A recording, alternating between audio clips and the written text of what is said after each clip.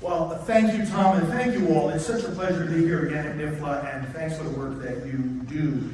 We made the decision to highlight Mike because he was a strategist, and we need strategists. We need to be strategists. There are strategists in this room, and I came to know Mike through the meetings that still continue. Many of you may be aware of them. On a national level, the pro-life leaders do come together, and we've been coming together quarterly for decades. When did it begin? Early to mid-'80s, right? About 89. About 89, right. I came in a few years after that. But these meetings still continue, and Alan Parker is part of it, Tom and I. John Stenberger is here from Florida. He's been at some of these meetings. And we continue committed to the fact that, as we have heard already this week, that we need to work together. But it's not just a matter of, oh, yeah, we all like each other, we'll work together. No, it's a matter of being smart and crafting strategies. So I want to highlight some of the strategic principles that you'll see Michael make in this document, and then talk about how we can apply them to the current circumstances. All right. First of all, think about your work in the centers. And if you were asked this question, how would you answer it? Are you working day by day to stop abortions from occurring? In other words, the specific clients that you see. Is that how you describe your work? Or are you working day to day to end abortion as a national tragedy? And there is a distinction between those two things. Not an opposition, but a distinction. And one of the things you'll notice as you read Michael's paper carefully is that what he's saying to the pregnancy centers is that your work in stopping and preventing abortions, plural, is an essential element of ending abortion, as working for that latter goal as well. Why? Again, let's take a broad view here. When we talk about ending abortion in America, so often we speak about the fact that we don't only have to change laws and policies, we know that we do, because you're not going to have the actual protection of life unless you change laws and policies. And to change laws, you've got to change the lawmakers, and therefore the political effort is essential to getting a good legislative outcome. Likewise, if you're going to have good court decisions, you're going to have good judges. And that again ties into the political realm. We've got to elect the senators who will confirm the judges appointed by a president whom we also have to elect. We have to change laws and policies. We recognize that. And then don't we always talk about the fact that, well, along with that, we have to change minds and hearts. And you know, when things get pretty rough in the political realm, and we've been through some dark years when it comes to that, we always fall back on, well, at least we're changing minds and hearts, we're changing minds and hearts. And it's true. These are two venues, these are two dynamics happening at the same time, and they intersect and influence each other.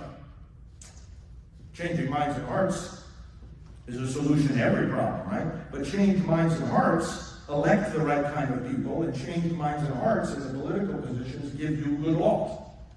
But there's a third avenue, there's a third dynamic here, there's a third element that Michael's papers emphasize, and that we need to talk about a little bit more, in fact, a lot more. Besides changing minds and hearts, besides changing laws and policies, we have to weaken the abortion industry.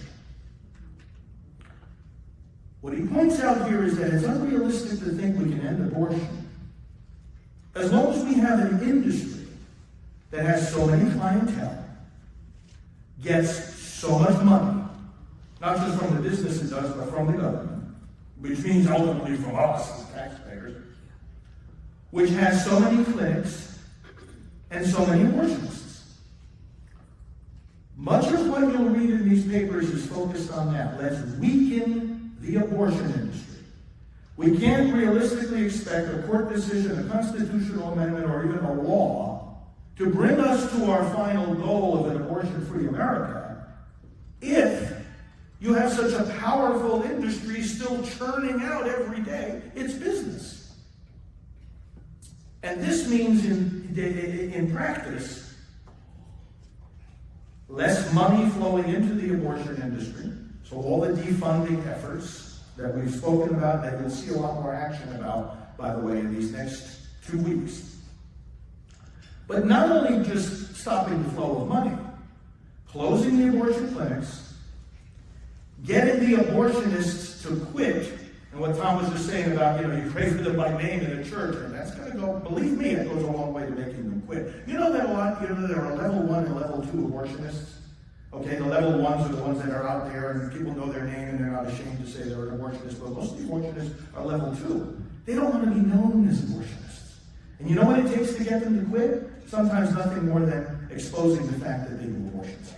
Believe me, that's all it takes for some of these people. We work with these people for decades, and we still do work with the folks that are just have left the abortion industry. And many of them, it's just like, oh, they know I'm going to do abortions in my town. That's it. I'm not going to do it anyway. I don't want the pressure. I don't want to be involved in the backlash. Okay. Michael says we also have a problem, and this goes to the changing minds and hearts part of it, that the vast majority of people in America are conflicted about abortion. Conflicted. Many people call them the mushy middle. We've seen statistical, it goes back and forth with polls as the decades go on, but you've got, roughly speaking, 18% maybe on both sides. It's shifted now. We'll look at some of this as we go on. But 18%, 15%, whatever it might be on both sides. And when we say both extremes, we're talking about, on the one hand, those who will say abortion without limits, without exceptions, without any regulations at all. It's a position of the Democratic Party right now. And then you've got the pure pro-life position, which is a position we stand on in principle, that no abortion is permissible. Every baby needs to be protected. But then the vast majority of American people, 60% or more, are in between those two positions. How can you be in between those two positions? Remember, the American people, in our DNA as Americans, we love life and we love freedom. We don't want to say no to either one of those things. And that's what makes abortion such an intractable issue. How do you choose between life and freedom? And our answer as a movement is you don't. And you don't have to. You don't have to. But the fact of the matter is many Americans feel you do have to. And that's the source of the conflict. It's not the mushy bill. Because they're not mushy about their concern about life. They're not mushy about their concern about freedom. It's not mushiness. It's conflict. They can't see how you reconcile these things. Now, Michael goes into this in some detail. And let me just draw out some of the things he says, leading to some practical tools for strategy. First of all, he says, look, let's stop. Let me frame it this way. Let's help the American people think about abortion, not as a conflict between the baby and the mother. Because the baby is largely unseen. Of course, that's changing due to technology, but nevertheless, you don't see an unborn baby walking down the street. You see a mother who's got that baby inside of her. Psychologically, pedagogically, image-wise, they're going to be sympathetic to the mother and her circumstances and her plight.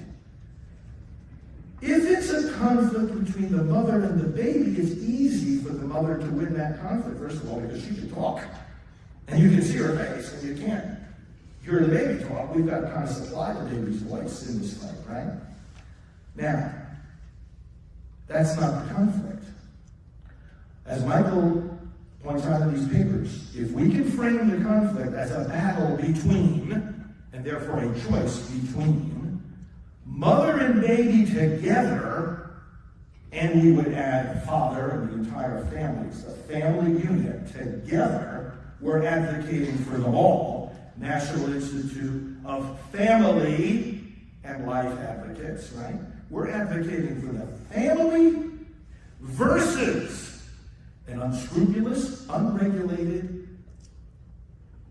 abortion industry. Unscrupulous. They're the enemy. They're not just an alternative. It's not an alternative between the pregnancy center and the abortion clinic. As if, oh yeah, it's another way. The abortion people want Americans to think, oh yeah, but people have a choice, the abortion clinic versus the pregnancy. That's not it at all. The abortion industry wants your centers to close just as much as we want the abortion mills to close. It's a war. So if we can highlight the fact that that's the choice that Americans need to make in this whole battle, then we win. Then we have the advantage. But how do we shift that thinking? Because this is one of the ways you resolve the conflict. The middle is conflicted. How do you resolve that conflict? We have to understand, first of all, that they tend to have, our fellow citizens, people are not like us who are immersed in this issue every day of the week. They have an understanding, first of all, of the abortionist as someone who, they don't like abortionists generally. They don't like abortion generally. But it's a necessary evil. They're doing work that, somebody's got to do it. And by the way, the mindset of many of these abortionists is exactly that as well. They don't like the work they do. But they feel someone's got to do it. We're doing the dirty work of society. We're cleaning up the messes of society. And many of them will rationalize to themselves, well, if I don't do it, somebody else is going to do it worse. I'll do a better job of that. They dead in their conscience and they dead in the voice of protest within them. And this is an interesting thing to dwell on for a moment. Well, I've dealt with many former abortionists, like Tom said, including Bernard Nathanson. And I also helped Norma McCorvey on her spiritual journey, the row of Roe v. Wade, who Tom and I both knew her as well, some of you did too. When they first get involved in abortion, the first time they do it, it hurts. It's like a dagger in their heart. That's a fork in the road right there. And the choice they have is either to listen to that voice of protest that has arisen within them and follow it, and therefore never go near an abortion again, or do a second and a third and a fourth one and keep giving themselves reasons why they shouldn't listen to that voice of protest. If you keep burying the voice of protest, you're hardening your heart. That's what hardening of the heart is. That voice is still there, but it's deep, deep buried down now, and it's covered with layers of rationalization.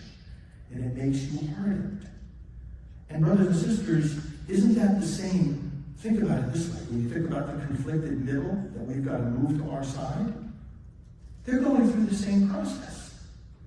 When a person first recognizes at whatever point in their life what an abortion is, there's a voice of protest that arises within us. It's built in. It's part of our nature. You don't have to put it there.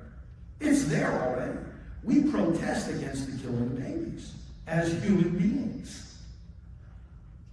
And then when that's the fork in the road, does the voice of protest win, or do we snuff it out?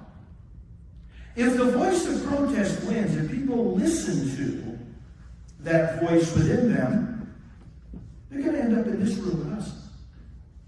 They're going to end up on our life chains. They're going to end up in our marches for life. They're going to end up lobbying for, endorsing pro-life candidates and lobbying for pro-life legislation. The voice of protest is going to lead to some action. It's going to lead to actions of protest. Why do most of the American people, they see us doing what we do, even when we're out there marching, like, they should just go by. They just go by as if we're not there. They're not thinking about the issue. They don't want to think about the issue. They don't want to come to a pro-life talk because it's too painful. It's not because they're pro-abortion. It's because it's too painful because they're conflicted. And then we have to remind them they're at a fork in the road. Either you listen to that voice of protest, you face the reality of abortion and you do something about it, or you keep giving yourself excuses why you shouldn't.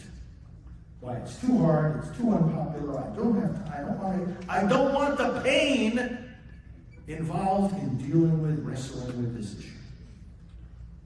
So we have got to help our fellow citizens recognize that the abortionist is not some kind of, we might not like him or her, but they're not some kind of benign person coming to the rescue to help out a terrible situation. They are the bottom of the barrel of a corrupt industry. These people are heartless. And Michael says, we've got to echo, we've got to trumpet. I'm going to give you a couple of tools to do this. We've got to trumpet how absolutely horrific these people are. Now, Michael says, look, we can't rely, in dealing with the conflicted middle, we can't rely just on reason, logical arguments. What's one of the problems we're dealing with today in ending abortion? People have forgotten how to think. They literally have forgotten how to think. I mean, how many have taken a course in logic? We got to go back to giving courses in logic. Because logical fallacies, I mean, all you have to do, turn on CNN, turn on MSNBC, you'll have a course in logical fallacies, except you'll see people who believe in them instead of recognize that they're silly. It's ridiculous. We don't know how to think anymore. Okay, so obviously we have to train people how to think, but to win this battle, Michael says, listen, images, sound bites, snapshots. Dan Bongino, I don't know how many of you listen to Dan, he's great, he's now deputy director of the FBI. He always says, isn't Dan great? Dan always says, politics is about two things, sound bites and snapshots. And Mike Schwartz would agree. This strategy paper actually makes that point in different words. He says, we've got to put forth images that touch the emotions, that tell the story in 1.5 seconds, right?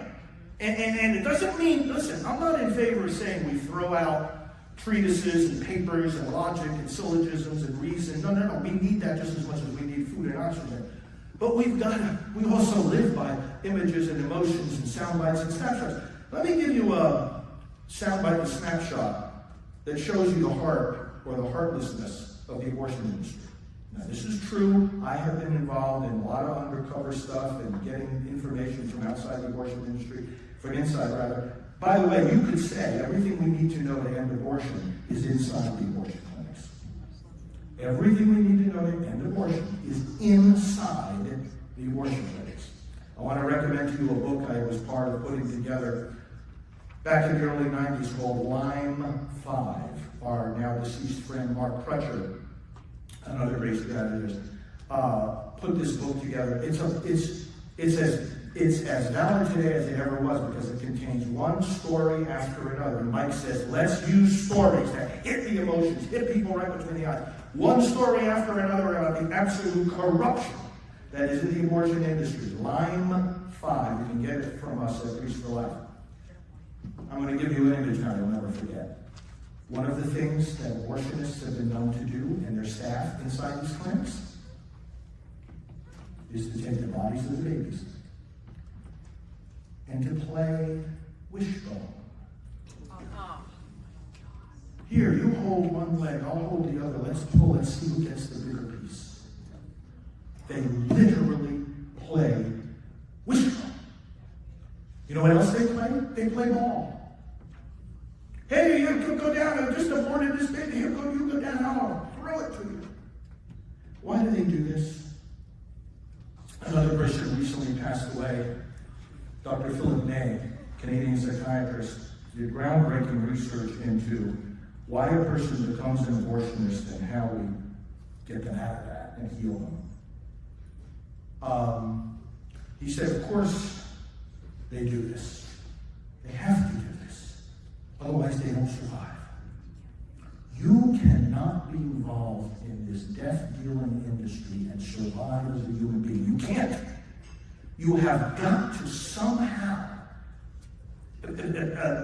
manage it. And therefore, you have to manage it with jokes and with games and with fun, as well as with denials and rationalizations that would blow your mind. Brothers and sisters, the public has to know this. OperationRescue.org, abortiondocs.org. These are important sources. You want us to tell stories? Tell stories about the 911 calls that are happening every single day in front of abortion clinics and what these abortionists are doing. They don't want the ambulance coming to the clinic. Of course not. It's bad PR. What will they do? Stash a person in the back seat of a staff person and drive 2 hospitals away, not the nearest hospital, 2 or 3 hospitals away. They don't have admitting privileges at the nearby hospital. tell the stories. Abortiondocs.org, you'll find every clinic and every abortionist in the country, all the malpractice suits that have been launched against them, all the times they were denied their medical license and somehow they got it back, or they just kept practicing anyway. You want the stories are there. Get these and get this information and get it out there. Make it difficult for the abortionists to do business and to maintain a good reputation. And furthermore, all the different things that are done by the abortion clinics, all the different ways that they are violating existing law, and there are numerous ways that they're doing that, because you can't practice vice virtuously. Think about that. If your conscience is such that you can play wishbone with the body of a little aborted baby, what do you care about proper medical records, OSHA standards, bookkeeping, or financial records in your clinic? You know the number of laws that are being violated every week. We can shut the abortion industry down without any laws against abortion, but just by enforcing existing laws. You can't practice vice virtuously. Now, we recently, I told you we do these strategic meetings 4 times a year, and we recently had a big one at our Priest Life headquarters. Alan was there, John Stemberger was there, Tom was there. And we had about 50 national leaders there for 3 solid days. One of the people we had there was Dr. David Reardon, who does a lot of research on abortion. And by the way, there's now a conglomerate website. All the research, the studies about how harmful abortion is to women. This is another thing Michael is saying. We got to get this out there. Is all together. I want to give you another website. Life After Abortion. LifeAfterAbortion.com. And we put that together, and you'll see links to all the various studies. I'm going to refer to one of them.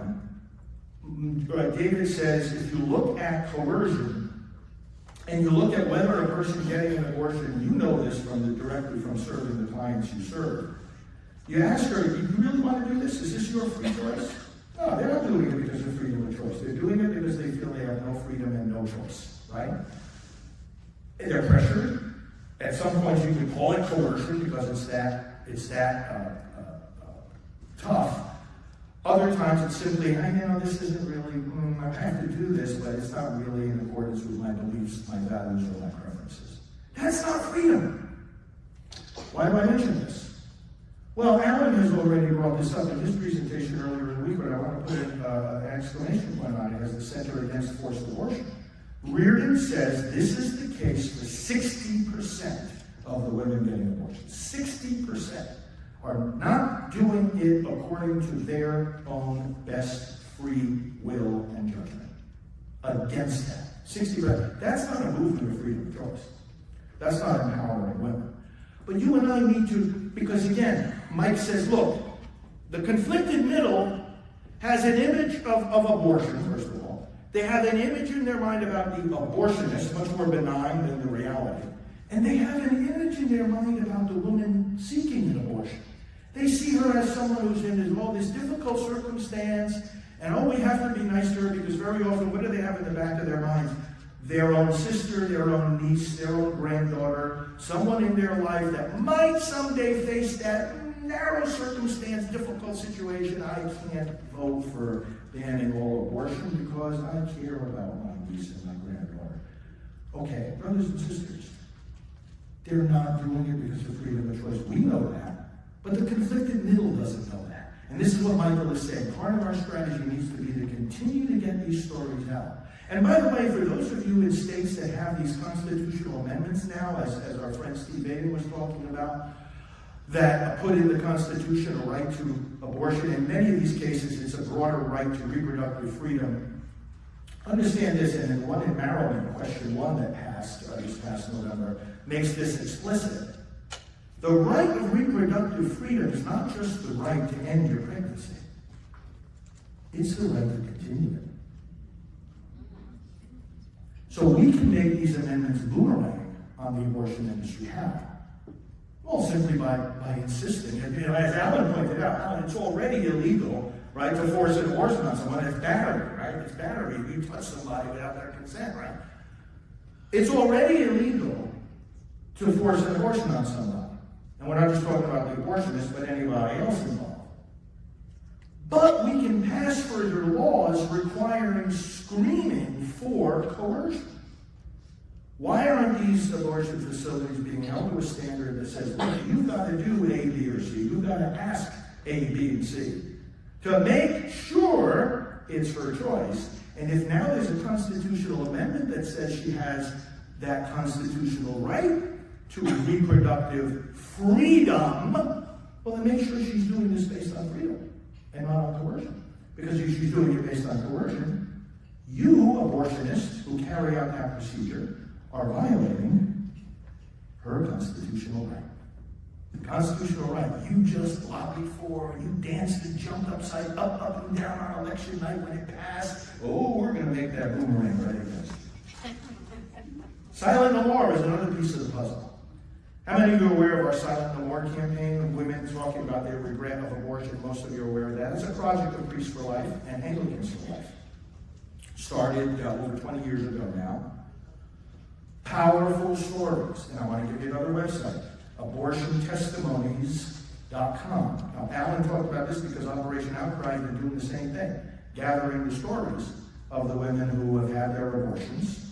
And one of the distinctions in what we do is that Alan puts them in affidavits and puts them into the court system. And of course, we encourage our Silent No More people to fill out those affidavits. But you've got this body of women who have come through healing, because you've got to come through healing in order to be able to do this, right?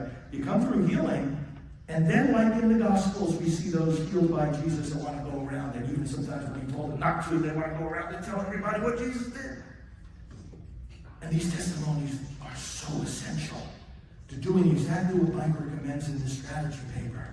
Get the stories out there that grab the emotions, that connect with people. And abortiontestimonies.com, you can look up abortion situations very specifically and get those testimonies, and I invite you to share those. Final point Mike says about legislative action. We've got to do things, and by the way, this builds on what Tom said about these crazy ideas going around right now about, oh, let's pass laws that will put the woman in jail, the mother in jail if she has an abortion. My response to that is she's already in prison. She says somebody has an abortion, are they not already imprisoned in the pain and the despair and the grief? We don't want to put them in prison. We want to set them free. And that's what we do with the different healing programs, including our Rachel's Vineyard. We oversee that as well as part of Priests for Life, Rachel's Vineyard, and Silent No More. Brothers and sisters, getting those stories out there. But I bring that up only for this. Mike says, we've got to pursue legislative strategies that unite our side and divide the opposition. Think about it. Tom, that strategy about punishing the women does exactly the opposite. That unites the opposition 1,000%. These people are nuts. We told you they hated women. And it divides our side. Because some in our movement do think that that's the way to go. We've got to have legislative strategies that unite our side and divide the opposition. Now, the final strategic point I'm going to make, Mike delves into this. We understand how much of a battleground it has become in dealing with chemical abortion. I absolutely endorse everything that's been said here by our friends Steve Hayden, Tom, Alan, all the others. Chemical abortion, you're dealing with it in the centers. Not taking anything away from the need to engage that battle, we've got to remember one key thing.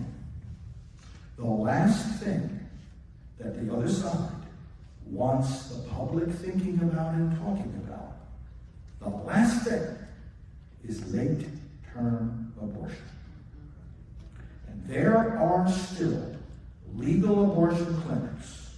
There's about 9 or 10 clinics that are doing abortions at 30, 33, 35, and 39 weeks of pregnancy.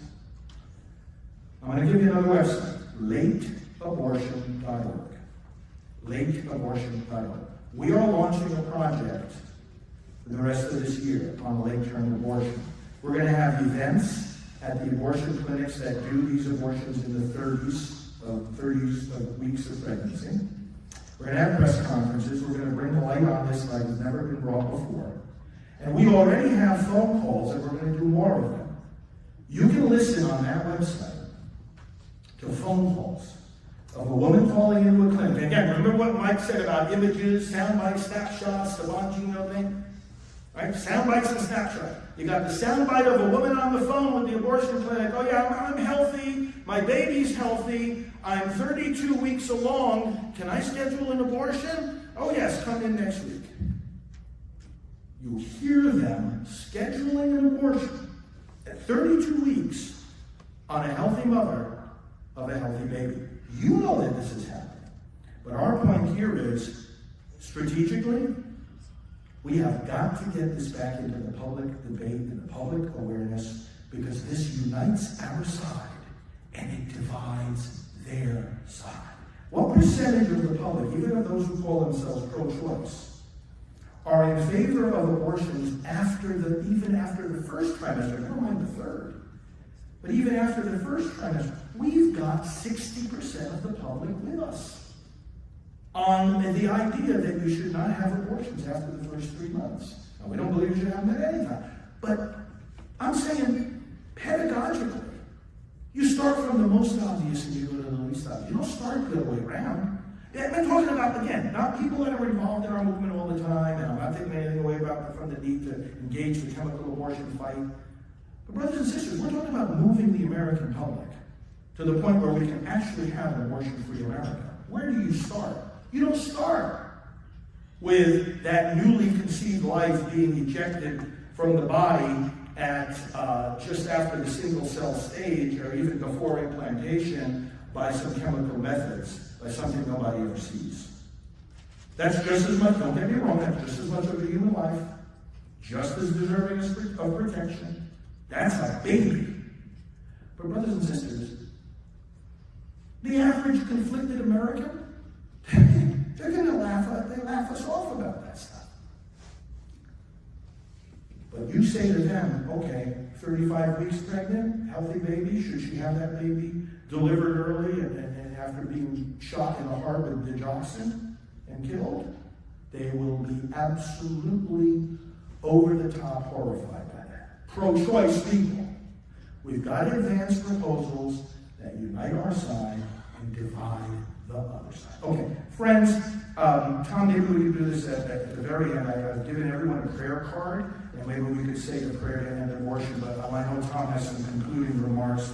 God bless you, friends. Thank you so much. And if you haven't stopped by our table, please do so on the way out.